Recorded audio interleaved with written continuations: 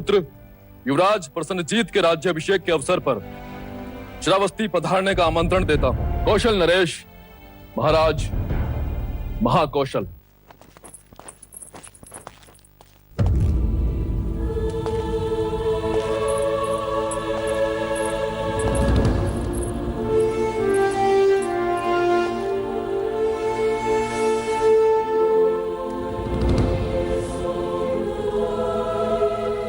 एक और कौशल राज का निमंत्रण और दूसरी ओर सिद्धार्थ की चिंता, जो अब आपको नहीं है। क्या कहना चाह रही हो तुम?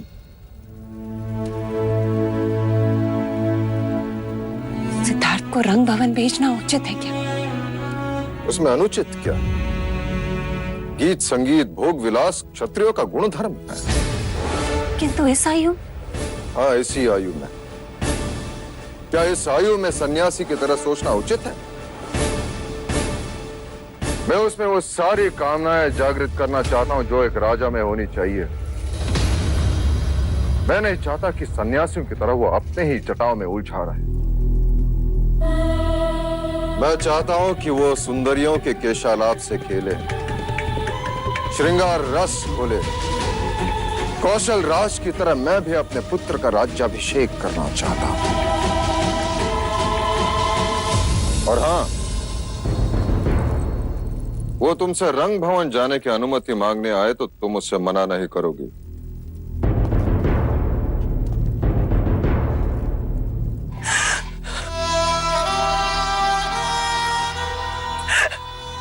महादेवी, एक मां की विडंबना देख अपने पुत्र को रंग भवन जाने की अनुमति देगी।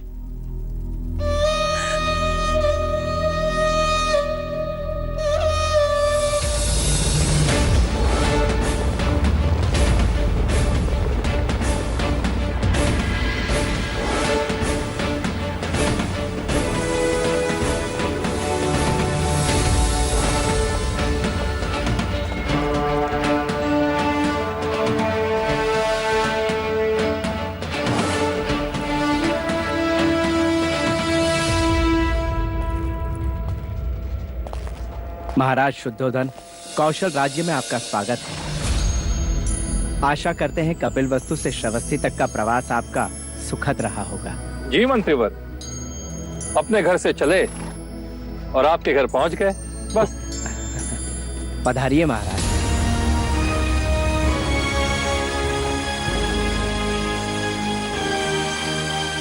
महाराज शुद्धोधन पधार रहे हैं।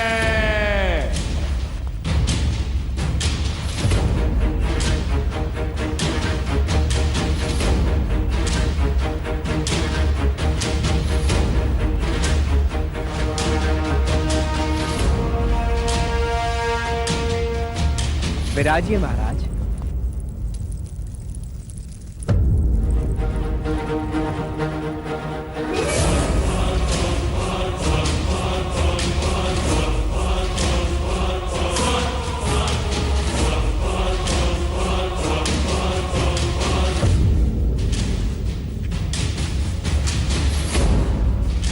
भाई महाराज, ये व्यापार समझ नहीं आया।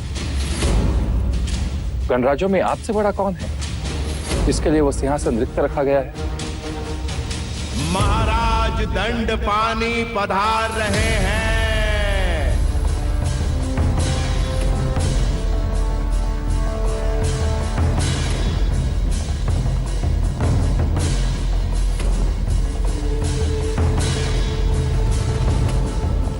विराजिए।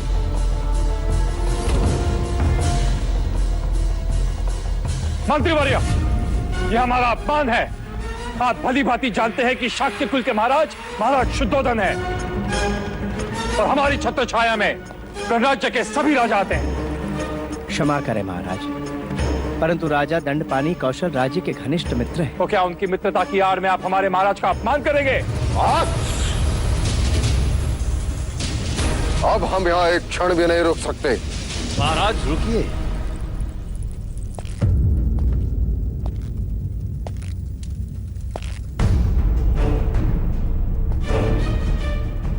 अरे महाराज, मेरे मित्र से भूल हुई।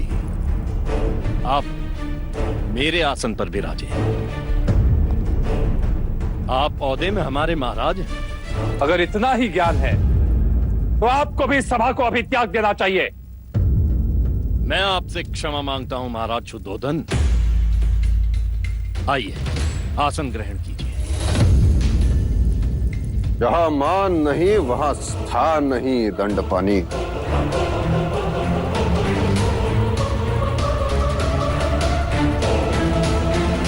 महाराज शुद्धोधन, मेरे मंत्री को क्षमा करें। यह नहीं जानता कि ये छोटे छोटे अपमान पर महायुद्ध आरंभ हो जाते हैं। तुम्हें इसी क्षण तुम्हारे कार्यभार से निलंबित किया जाता है।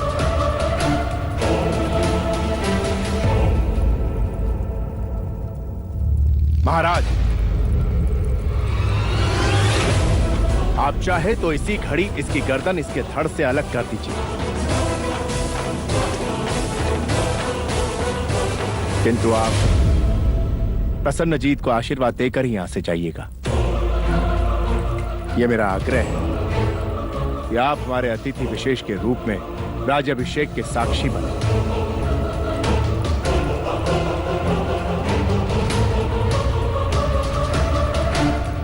आइए महाराज।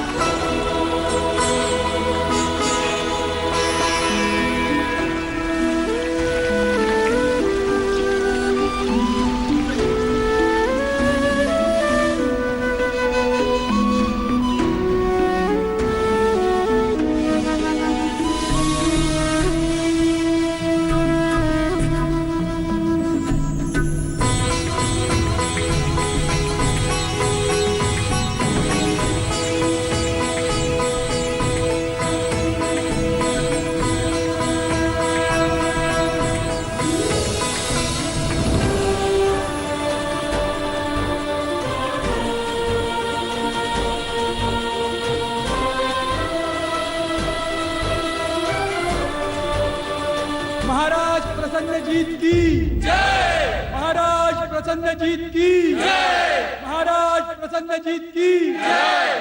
महाराज प्रसन्नजीत। भाई महाराज, क्या हुआ? कुछ नहीं अनुज, मैं अचानक सिद्धार्थ का राज्याभिषेक देखने लगा था। तथास्तु। जब सिद्धार्थ सजेगा तो सारा भारत वर्ष देखेगा।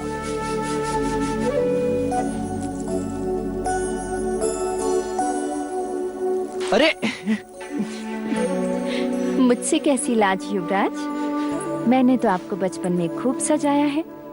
मैं कहाँ लजा रहा हूँ? लाज तो स्त्रियों का कहना है।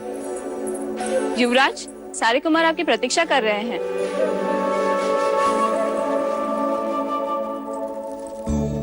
लाज औरतों का कहना है तो संयम पुरुषों का आभूषण है युवराज।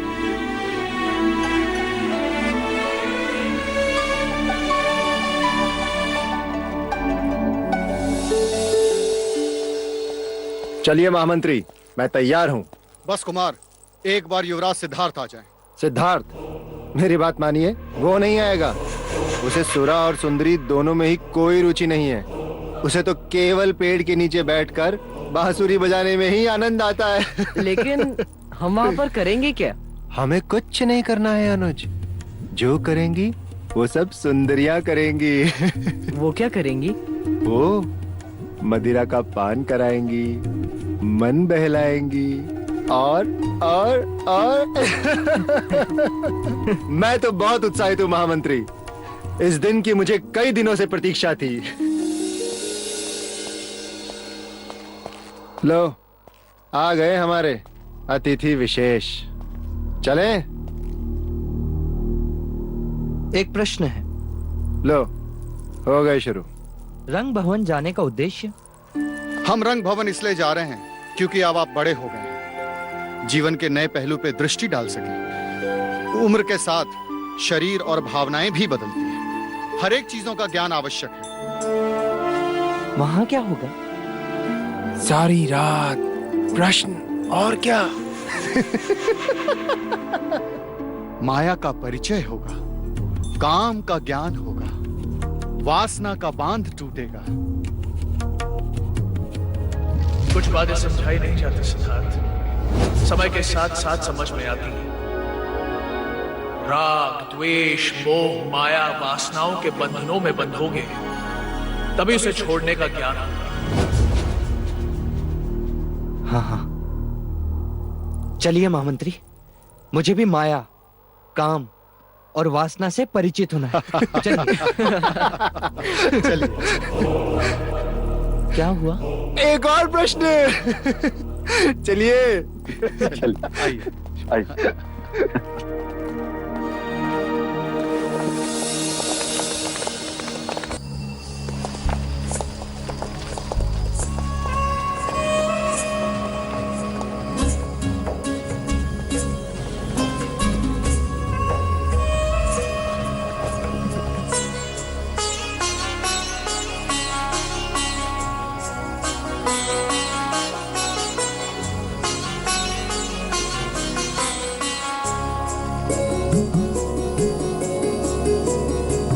युवराज, ये रंग भवन आपके लिए विशेष रूप से आनंद प्रमाद के लिए सजाया है। यहां से सुख शुरू होता है। चलिए। राजकुमारों का स्वागत है, पधारिए।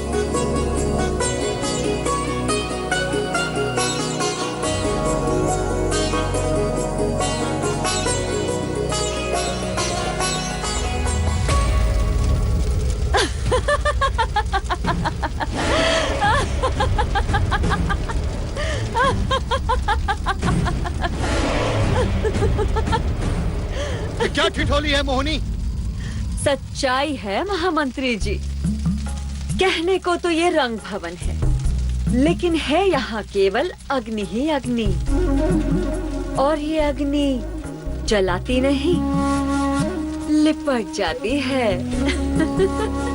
चित्त को अपने मोह पाश में जकड़ लेती है। यदि राजकुमारों में हिम्मत है तो कदम आगे बढ़ाएं, अन्यथा लौट जाएं। आपकी बातों ने हमारी जिज्ञासा को चुनौती दी है देवी। अब लौटना संभव नहीं।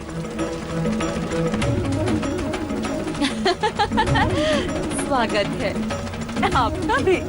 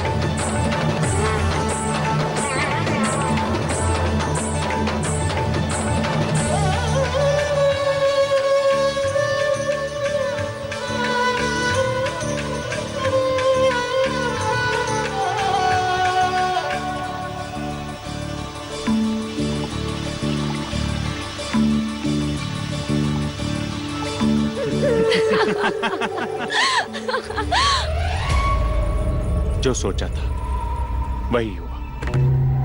कहते हैं ना कि कमल कीचड़ में खिलता है। पर यहाँ तो कमल तल में ही धस गया। अब देखना, सिद्धार्थ कभी भी रंग भवन से बाहर नहीं आ पाएगा। और इस समय रति ने युवराज को अपने बाहों के फास में जकड़ लिया होगा।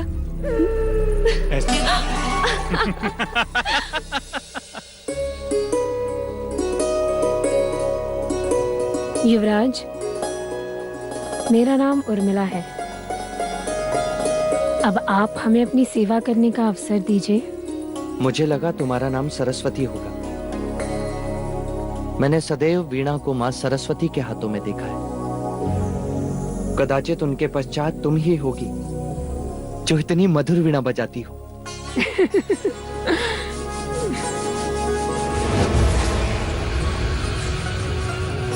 मैं आपके लिए ऐसा क्या कर सकती हूँ जिससे आपका चित्त प्रसन्न हो? अगर तुम मेरा चित्त प्रसन्न करना चाहती हो तो मुझे रिचाई गाकर सुनाओ। क्षमा, रिचाई मैं नहीं जानती। और वैसे भी उन्हें गाना तो ब्राह्मणों का अधिकार है, गणिकाओं का नहीं। ऐसा किसने कहा? वेद उसी के जो उसका पठन करे, रिचाई उसी की जो उसे गाए। आवाज जाति, वर्ण और ज्ञान से परे होती है। पर गणिका सबसे परे होती है युवराज। हमने तो केवल प्रेम का शास्त्र सीखा है। प्रेम ही हमारा वेद है। आकर्षण उसकी ऋचाएं और तृष्णा उसका फल। तो ठीक है, जो तुम्हें आता है वही सुनाओ।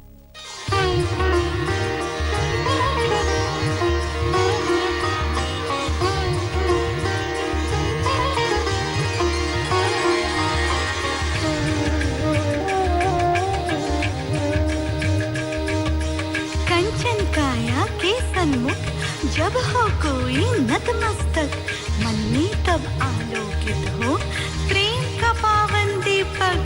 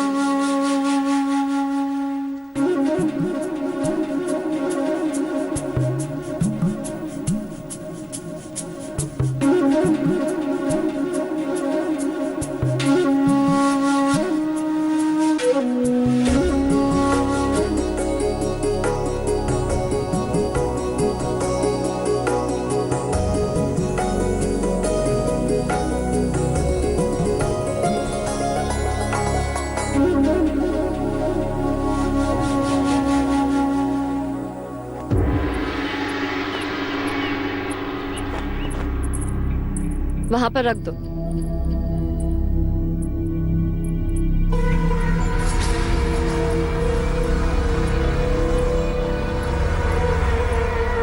क्या देख रहे हो? कपिलवस्तु की इन गलियों को। क्यों? ऐसा क्या है इनमें आर्य? देख रहा था, जब इन्हीं गलियों में सिद्धार्थ मदिरा का प्याला लिए घूमेगा, तब जाके महाराज को पता चलेगा कि उन्होंने सिद्धार्थ को किस दलदल में फेंक दिया। रंग भवन बहुत अच्छी जगह है। और कंचनी कंचनी फूल से भी कोमल है, एकदम नाजुक पकड़ी। कंचनी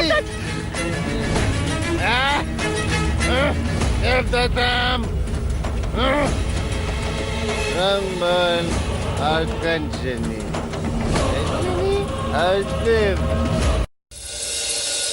युवराज,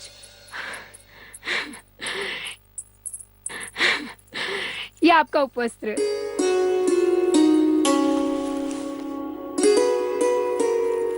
आप कब आएंगे?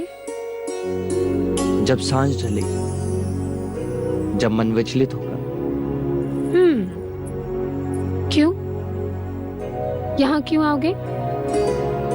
क्योंकि जब मन विचलित होता है तो गुरुदेव ने मुझे ध्यान का मार्ग सिखाया, परंतु कल रात तुम्हारी आवाज ने ध्यान की कमी का आभास भी नहीं होने दिया। तो उपहार? उपहार? उपहार क्या दूं?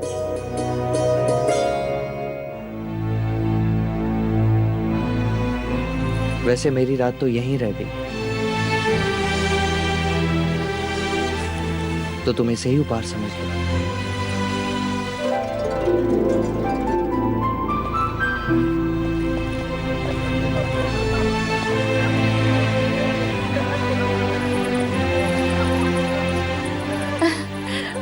मुझे कुमार अनिरुद्ध ने पाचूपन दिया। अरे वाह।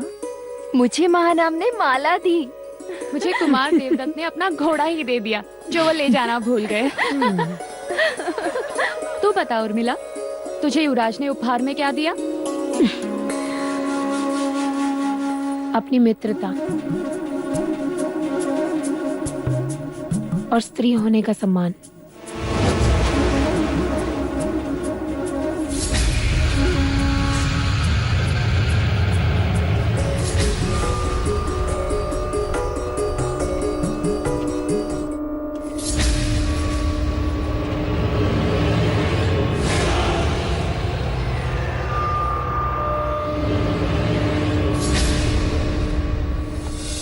सबके सामने आपका अपमान जानबूझकर किया गया था भाई महाराज। ये कोई व्यवस्था की त्रुटि नहीं थी। महाराज, वो हमें युद्ध के लिए उकसा रहे हैं ताकि हम निमित्त बने और उन्हें युद्ध करने का कारण मिले। वो ऐसा तभी कर पाएंगे सेनापति, जब उन्हें पूर्ण विश्वास होगा कि वो हम पर विजय प्राप्त करेंगे। शाक्यों पर विजय प्राप्त करना इतना सहज नहीं है महाराज। इसीलिए वो हम शाक्यों में फूट डालकर हमें निर्बल करने का प्रयत्न कर रहे हैं, और यही कारण था कि उन्होंने राजा दंडपानी को एक विशेष स्थान दिया। कारण जो भी हो अनुज, हमें चौकन्ना रहना चाहिए। राजनीति ये कहती है कि उन्होंने प्रसन्नजीत को राजा बनाया और फिर उसे चक्रवर्ती बनाने का प्रयत्न अवश्य करेंगे। सेनापति, गुप्तचर को सावधान करो, प्रत्येक जानकारी जुटाओ।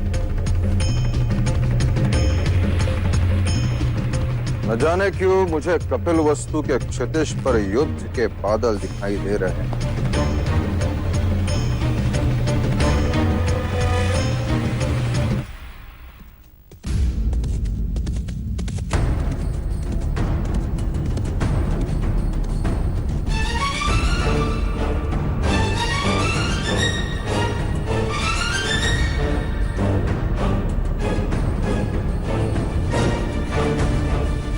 कौशिका, कल रात भी सिद्धार्थ अपने कक्ष में नहीं था ना?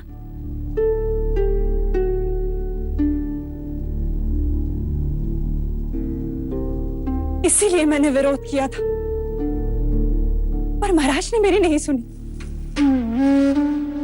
परिणाम देख, सिद्धार्थ दिन रात रंग भवन में बिताता है। कहीं सन्यासी और सम्राट के इस युद्ध में वो अपनी मनुष्यता ही ना खो बैठे।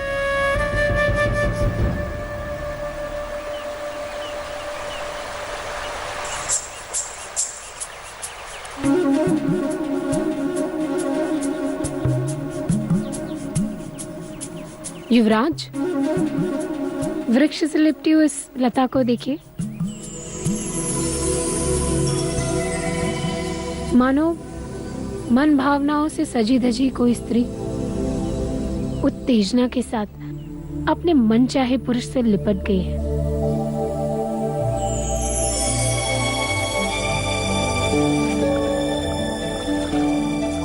युवराज, उन झाड़ी को देखो।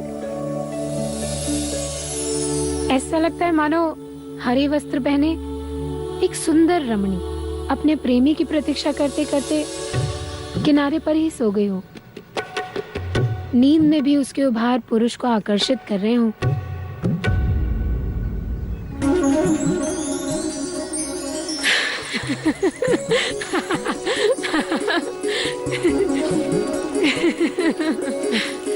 पक्षियों में नारी जाति का सामर्थ्य देखो। मादा आगे आगे चलती है और नर उसके पीछे पीछे, मानो वो उसका दास हो। पर नर ऐसा जानबूझ के नहीं करता। ये तो प्रेम जताने का एक ढंग है, क्योंकि वो अपनी प्रेमिका को खोना नहीं चाहता।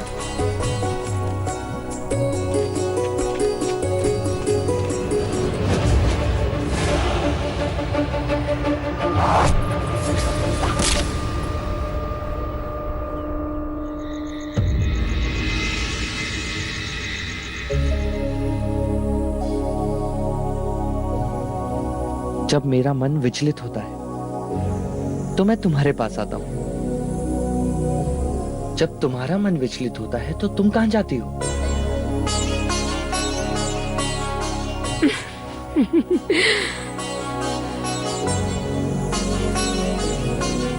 सुना था लज्जा अब सबसे कोसों दूर भागती है। स्त्री जब किसी से प्रेम करती है तब लज्जा के अधीन हो ही जाती है। तुम किसी से प्रेम करती हो? हाँ। तो मुझे उससे कब मिलवाओगी? समय आने पर मिलवाऊंगी, पर आप वचन दीजिए, ये बात किसी से नहीं कहेंगे? नहीं कहूंगा। यदि तुम मेरे एक प्रश्न का उत्तर दो तो मैं तुम्हारी सहायता भी करूंगा। आपके प्रश्न तो कभी समाप्त ही नहीं होते युवराज। पूछिए। प्रेम क्या है उर्मिला? प्रेम जो कहा ना जाए, जो किया ना जाए, बस हो जाए, जिसे केवल अनुभव किया जाए, वो प्रेम है। कोई कोसों दूर रहकर भी हर समय पास लगे, किसी की हर पीड़ा पर अपना अधिकार लगे। प्रेम ज्ञान का विषय नहीं, अनुभूति की बात है। प्रेम तन को नहीं, मन को छूता है। अब बताओ, जल से पतला क्या होता है? प्रेम, ज्ञान।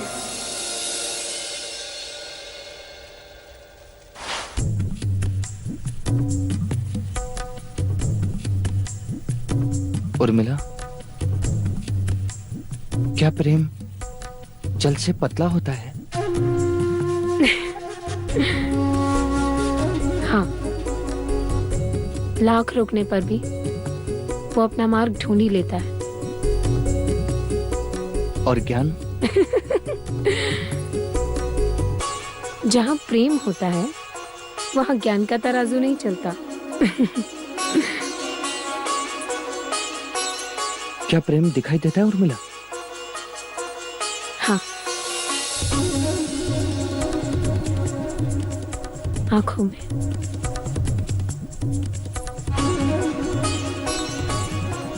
मिल लो मेरी आंखों में स्वयं से।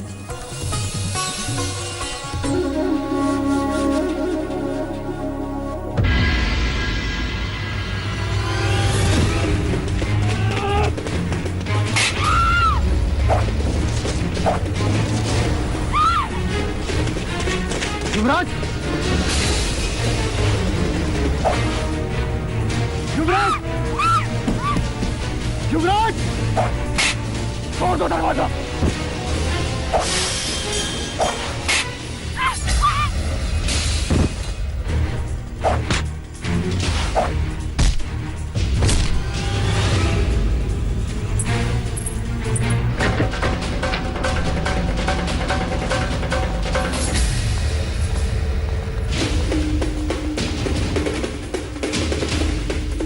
बलदेव, कौशल देश का राजदूत, सैनिकों बंदी बना लो इसे।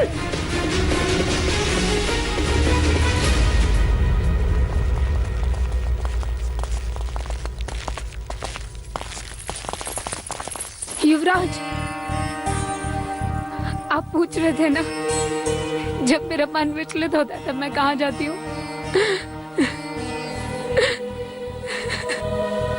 ये वही है, मेरा प्रेम।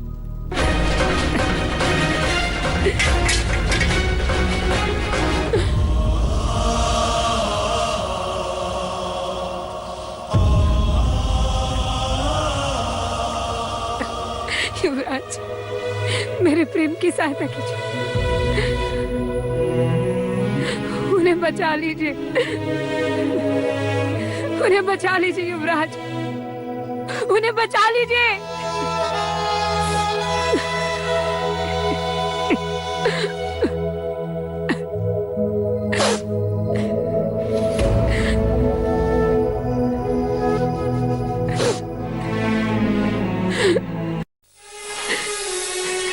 मैं बलदेव से प्रेम करती हूँ युवराज, उसके अतिरिक्त मेरा और कोई नहीं है, उन्हें बचा लीजिए युवराज। परंतु ये कैसे संभव है?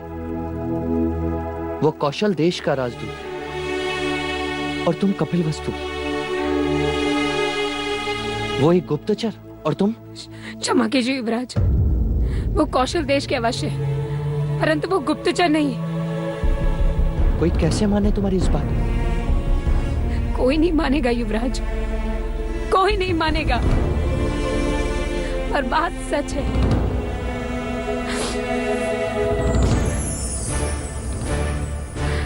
पिछले वर्ष मैं और मेरी कुछ सहेलियां जल क्रीड़ा के लिए गए थे।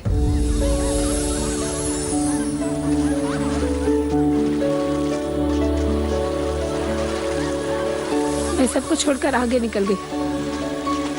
अचानक मेरे पैर जल लताओं में फंस गए, प्राण निकलने ही वाले थे कि दो हाथों ने मुझे बचा लिया।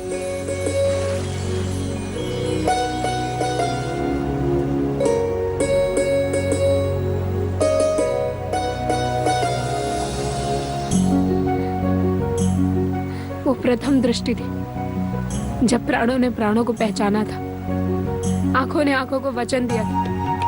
वहां कोई देश नहीं था, कोई धर्म नहीं था, कोई वर्ग नहीं था तो केवल प्रेम। क्या प्रेम की एक दृष्टि आयु भर के लिए पर्याप्त होती है? हाँ युवराज। तो क्या उसे पता नहीं था यदि वो पकड़ा जाएगा तो उसे गुप्तचर समझा जाएगा? प्रेम भय से परे होता है युवराज, नहीं तो भंवरा कमल में बंदी बन के मरता नहीं, आग में पतंगा जलता नहीं।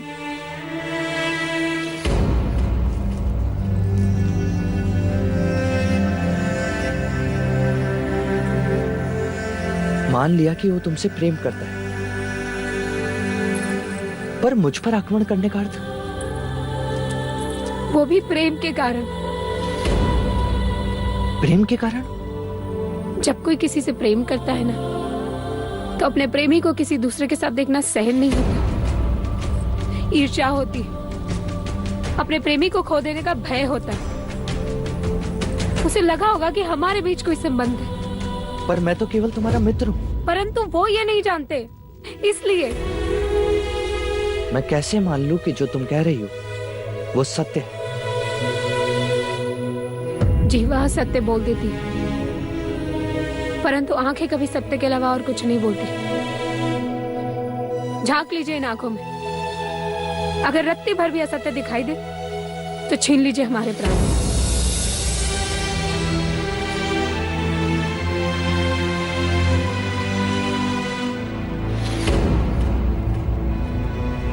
क्या आपको हमारी आंखों में प्रेम की सच्चाई नहीं दिखाई देती? कहिए युवराज, कहिए। अगर तुम्हारी बात सच्ची है और बलदेव का प्रेम खरा, तो मैं तुम्हें वचन देता हूं, बलदेव को कुछ नहीं होगा। सत्य कथा, पुरुषार्थ कथा, सुनो सुनो सिद्धार्थ कथा।